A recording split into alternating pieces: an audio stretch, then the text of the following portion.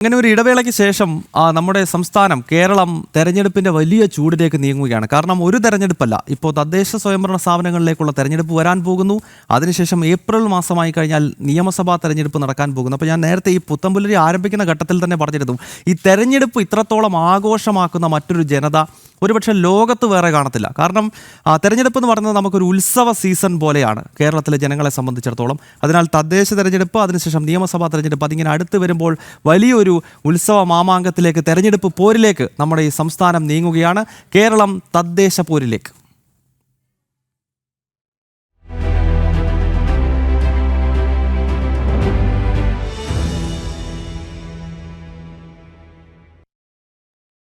തദ്ദേശ തെരഞ്ഞെടുപ്പിൽ ഇത്തവണയും UDF-ഉമായും CPM-ഉമായും ധാരണയിലെത്തുകയാണ് മതമൗലികവാദ സംഘടന SDPI. സ്വന്തം സ്ഥാനാർത്ഥികളില്ലാത്ത ബൂത്തുകളിൽ കോൺഗ്രസിനെയും CPM-നെയും പിന്തുണയ്ക്കാനാണ് SDPIയുടെ തീരുമാനം. കോഴിക്കോട് 28 ഡിവിഷനുകളിലേക്ക് SDPI ഇതിനകം സ്ഥാനാർത്ഥികളെ പ്രഖ്യാപിച്ചിരിക്കുന്നു. അനഘ ഹർഷൻ ഈ വാർത്തയുടെ വിശദാംശങ്ങൾ കോഴിക്കോട് നിന്ന് നൽകും. അനഘ, ഈ ഇസ്ലാമിക മതഭീകര സംഘടനയായിട്ടുള്ള SDPIയുമായി നിലവിൽ വിവിധ തെരഞ്ഞെടുപ്പുകളിൽ അത് CPM ആകട്ടെ കോൺഗ്രസ് ആകട്ടെ തെരഞ്ഞെടുപ്പ് ധാരണ സഖ്യമൊക്കെയുണ്ട്. ഉദാഹരണത്തിന് ഇപ്പോൾ എൻ്റെ സ്വന്തം പഞ്ചായത്തായിട്ടുള്ള, എൻ്റെ സ്വന്തം പഞ്ചായത്ത് എന്ന് പറയുന്നത് പത്തനംതിട്ട ജില്ലയിലെ കോട്ടാങ്ങൽ പഞ്ചായത്താണ്. ആ കോട്ടാങ്ങൽ പഞ്ചായത്തിൽ കഴിഞ്ഞ 5 വർഷം CPM-ഉം SDPIയും ധാരണയല്ല, സഖ്യമാണ്. അതായത് BJP-യെ അധികാരത്തിൽ നിന്നും ഒഴിവാക്കുന്നതിനായി CPM-ഉം SDPIയും സഖ്യമായിട്ടാണ് കോട്ടാങ്ങലിൽ കഴിഞ്ഞ 5 വർഷം ഭരിച്ചിരിക്കുന്നത്. അപ്പോൾ സ്വാഭാവികമായിട്ടും ഇതിൽ അത്ഭുതമില്ല. ഈ തെരഞ്ഞെടുപ്പിലും ഈ മതമൗലികവാദ സംഘടനയുമായി സഹകരിക്കും കോൺഗ്രസും CPM-ഉം എന്ന് വേണമല്ലോ മനസ്സിലാക്കാൻ. പറയൂ അനഘ. തീർച്ചയായും ഗൗതം, അതായത് നിരോധിത തീവ്രവാദ സംഘടനയായിട്ടുള്ള പോപ്പുലർ ഫ്രണ്ടിന്റെ രാഷ്ട്രീയ മുഖമാണ് ഈ SDPI. പോപ്പുലർ ഫ്രണ്ടും അതുപോലെ തന്നെ SDPIയും തമ്മിൽ ഒരു പൊക്കൽക്കൊടി ബന്ധമാണുള്ളത്. ഈ SDPIയുമായാണ് ഈ തദ്ദേശ തെരഞ്ഞെടുപ്പിൽ കൈകോർക്കാൻ CPM-ഉം അതുപോലെ തന്നെ കോൺഗ്രസും കൃത്യമായിട്ടുള്ള ഒരു ധാരണയിൽ എത്തിയിരിക്കുന്നത് എന്നുള്ളതാണ്. അതായത് കോഴിക്കോടിനെ സംബന്ധിച്ചിട്ടാണെങ്കിൽ 28 ഡിവിഷനിലേക്ക് SDPI സ്ഥാനാർത്ഥികളെ പ്രഖ്യാപിച്ചിട്ടുണ്ട്. അതും എടുത്തു പറയേണ്ട ഒരു കാര്യമാണ്.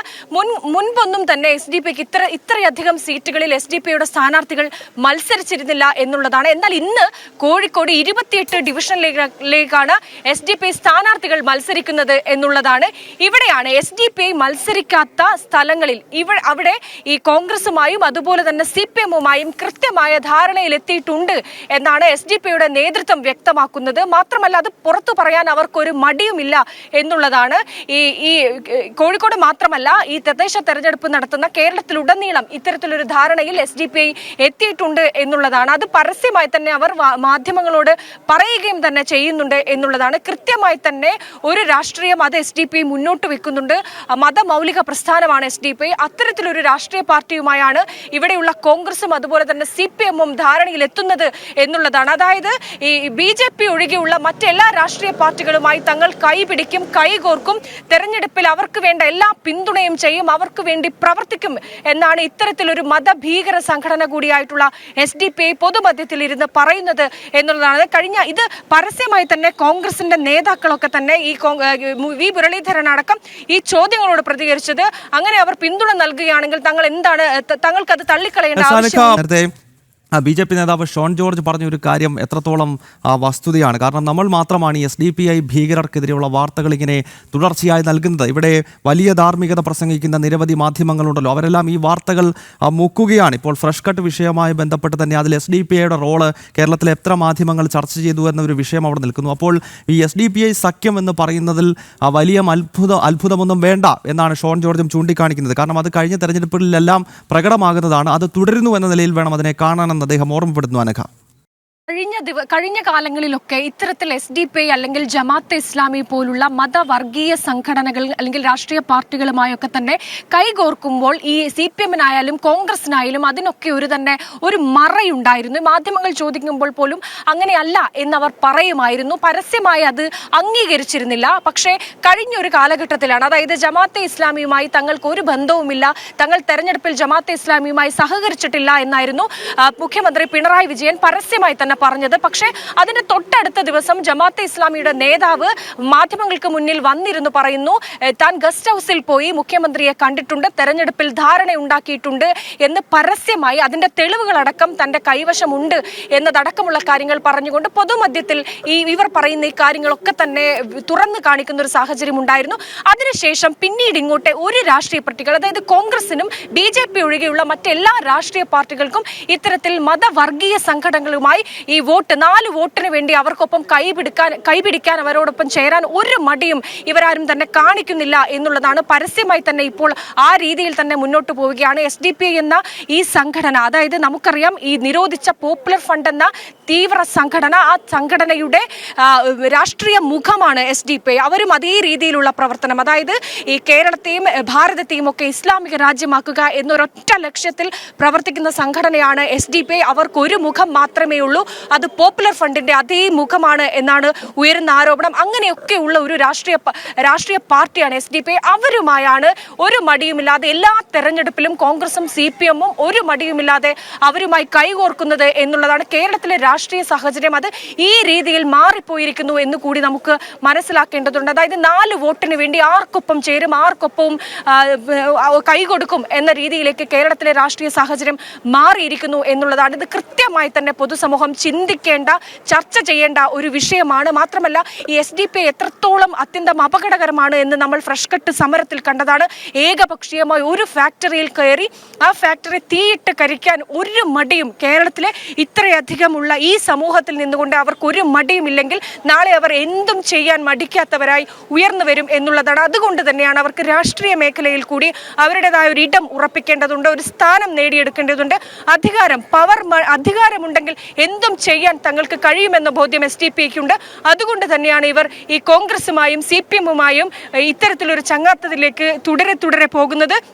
കഴിഞ്ഞ കാലങ്ങളിലൊക്കെ തന്നെ SDPIക്ക് ഇത്രയധികം സീറ്റിൽ സ്ഥാനാർത്ഥികളെ നിർത്താൻ കഴിയുമായിരുന്നില്ല. പക്ഷേ ഇപ്പോൾ മാറിയ സാഹചര്യത്തിൽ പല സീറ്റിലും SDPIക്ക് കൃത്യമായി സ്ഥാനാർത്ഥികളെ നിർത്താൻ സാധിക്കുന്നുണ്ട് എന്നുള്ളതാണ്. ഇതാണ് ഈ രീതിയിൽ അപകടകരമായ രീതിയിലാണ് കേരളത്തിലെ രാഷ്ട്രീയം മുന്നോട്ട് പോകുന്നത് എന്നുള്ളതൊരു വാസ്തവമാണ്. ഗൗതം, ഒക്കെ പ്രതിപട്ടികയിൽ നിൽക്കുന്നത് പോപ്പുലർ ഫ്രണ്ടും SDPIയുമാണ്. ആ കൈവെട്ട് കേസിലെ പ്രതി പഞ്ചായത്ത് തെരഞ്ഞെടുപ്പിൽ കണ്ണൂരിൽ നിന്നും വിജയിച്ചു വന്നിട്ടുണ്ട് മുൻപ്. അപ്പോൾ അനഘ സൂചിപ്പിച്ചതുപോലെ SDPI അവരുടെ സ്വാധീനം തെളിയിക്കാൻ ശ്രമിക്കുന്നതും അല്ലെങ്കിൽ ഇസ്ലാമിക ഭീകരതയുടെ വിത്തുകൾ കൂടുതൽ സ്ഥലങ്ങളിലേക്ക് പാകാൻ കൃത്യമായി അവസരം കാത്തു നിൽക്കുന്ന സംഘടന അത് ഉപയോഗപ്പെടുത്തുന്നതുമൊക്കെ ഈ തദ്ദേശ തെരഞ്ഞെടുപ്പിലാണ് എന്നത് ഒരു വസ്തുതയാണ്.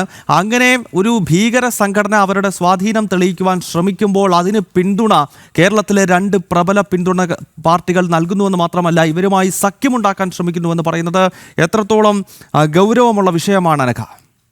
തീർച്ചയായും ഗൗതം, അത്യന്തം അപകടകരമായ സാഹചര്യമാണ് കേരളത്തിലുള്ളത് എന്ന് പറയാതിരിക്കാൻ കഴിയില്ല. ഇതിനു മുമ്പൊക്കെ തന്നെ ഈ കോൺഗ്രസ് ആണെങ്കിലും CPM ആണെങ്കിലും SDPI പോലുള്ള ജമാഅത്തെ ഇസ്ലാമി പോലുള്ള ഈ അത്യന്തം ഭീകരമായിട്ടുള്ള ആശയങ്ങൾ പ്രചരിപ്പിക്കുന്ന സംഘടനകളുമായൊക്കെ തന്നെ ഒരു ധാരണയിലെത്തുകയായിരുന്നു പതിവുണ്ടായിരുന്നത്. അതായത് ഇന്ന സ്ഥലത്ത് അല്ലെങ്കിൽ ഇന്ന ഡിവിഷനിൽ തങ്ങൾ SDPIയുമായി ഒരു ധാരണയിലെത്തുന്ന ഒരു സാഹചര്യം മാത്രമായിരുന്നു ഉണ്ടായിരുന്നത്. പക്ഷെ ഇന്ന് അങ്ങനെയല്ല.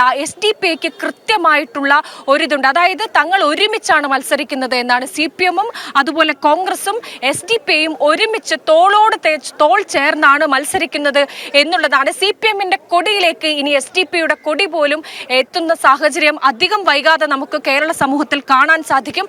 അങ്ങനെ എല്ലാ രീതിയിലും ഇത്തരത്തിലൊരു മതമൗലികവാദ സംഘടനകളുമായി ഇത്തരം കോൺഗ്രസും CPM-ഉം ഈ രീതിയിൽ ചങ്ങാത്തം കൂടുമ്പോൾ അത് ജനാധിപത്യ സമൂഹത്തിന്, നമ്മൾ അടങ്ങുന്ന ഈ സമൂഹത്തിന് വലിയ രീതിയിലുള്ള അപകടകരമാണ് വരുത്തിവെക്കുക. അതിന്റെ തങ്ങൾക്ക് എന്തും ചെയ്യാൻ കഴിയും എന്നുള്ളതിന്റെ ഒരു ഉദാഹരണം കഴിഞ്ഞ ദിവസം നമ്മൾ ഫ്രഷ് കട്ട് സമരത്തിൽ കണ്ടതാണ്. ഇനിയും അത് കേരളത്തിൽ ഇത്തരത്തിൽ ഒരു രാഷ്ട്രീയ സ്വാധീനം കൂടി SDPI, ജമാഅത്തെ ഇസ്ലാമി പോലുള്ള സംഘടനകൾക്ക് ലഭിക്കുകയാണെങ്കിൽ അവർ കൃത്യമായി തന്നെ കേരളത്തിൽ ഈ രീതിയിലുള്ള ഒരു കലാപ രാഷ്ട്രീയം മുന്നോട്ട് കൊണ്ടുപോകും എന്നുള്ളതാണ്. മാത്രമല്ല, ഈ ഞാൻ നേരത്തെ സൂചിപ്പിച്ചതുപോലെ തന്നെ കഴിഞ്ഞ കാലഘട്ടങ്ങളിൽ ഒന്നും തന്നെ SDPIക്ക് പല സ്ഥലങ്ങളിലും ഇത്തരത്തിൽ സ്ഥാനാർത്ഥികൾ ഉണ്ടായിരുന്നില്ല എന്നുള്ളതാണ്. പക്ഷേ ഈ തദ്ദേശ തെരഞ്ഞെടുപ്പ് അടുക്കുന്ന സാഹചര്യത്തിൽ 28 സ്ഥാനാർത്ഥികളെയാണ് SDPI പ്രഖ്യാപിച്ചിരിക്കുന്നത് എന്നതാണ്. അതായത് അവരുടെ ശക്തി, അവരുടെ സ്വാധീനം അത് ഈ രീതിയിൽ കേരളത്തിൽ വളർന്നു പന്തലിച്ചിരിക്കുന്നു എന്നുള്ളതാണ്. ഇനി നേരത്തെ ഈ കോഴിക്കോട് SDPIയുടെ നേതാവ് തന്നെ വാർത്താ സമ്മേളനത്തിൽ പറയുന്നുണ്ട്, ഇനി തങ്ങൾ കോൺഗ്രസിന്റെയും CPM-ന്റെയും മറവിൽ നിൽക്കില്ല, തങ്ങൾക്ക് ഒറ്റയ്ക്ക് പോരാടാനുള്ള ശേഷിയുണ്ട്, ശക്തിയുണ്ട്. ഇനി അങ്ങോട്ടുള്ള പോരാട്ടം അത് തങ്ങൾ ഒറ്റയ്ക്കായിരിക്കും എന്ന് കൂടി അവർ പറഞ്ഞു വെക്കുന്നുണ്ട്, അടിവരയിടുന്നുണ്ട്. അതിനർത്ഥം ആ രീതിയിൽ ഈ സമൂഹത്തിൽ പ്രബലരായി വളരാൻ SDPI, ജമാഅത്തെ ഇസ്ലാമി പോലുള്ള മൗലിക വർഗീയ സംഘടനകൾക്ക്, പാർട്ടികൾക്ക് കഴിയുന്നുണ്ട് എന്നുള്ളതാണ്. അതിന് ഇവർ കൂട്ടുപിടിക്കുന്നത് ഇവിടെയുള്ള CPM-നെയും കോൺഗ്രസിനെയും ആണ്. BJP ഒഴികെയുള്ള മറ്റെല്ലാ രാഷ്ട്രീയ പാർട്ടികളുമായി തങ്ങൾ കൈകോർക്കും, ഒപ്പം നിൽക്കും, അവർക്ക് വേണ്ടി വോട്ട് മറിച്ചു നൽകും എന്നവർ പരസ്യമായി പറയുന്നുണ്ട്.